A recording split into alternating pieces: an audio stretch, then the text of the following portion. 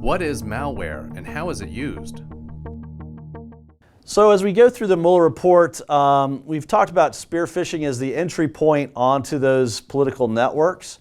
Once the GRU, or the Russian intelligence and units in the Russian army, were able to get into the networks, what did they do with that access? Well, they installed malware. In this case, they had some custom designed code that they were using.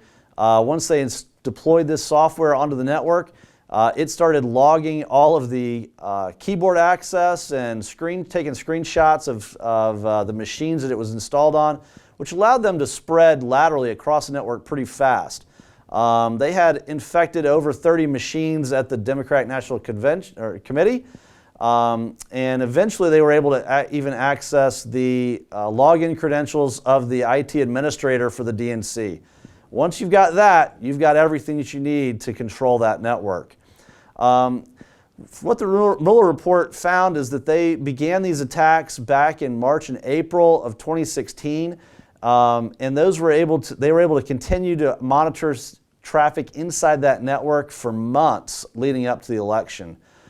During that time, they were able to monitor all those internal communications, obviously at a very pivotal time in the election cycle.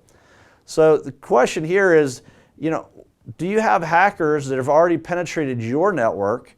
And if so, how long have they been there? Recent reports that we've seen on just commercial networks show that it's usually about 200 to 250 days between the time that a network is breached and the time that that breach is detected. That's a really long time for guys to be in your network, monitoring your communications and really mapping your network out so they can determine how to launch an attack that's going to be able to do the most damage to your corporate entity. So let's protect ourselves through numerous tools and make sure that we can detect these breaches before they've been there for a couple hundred days.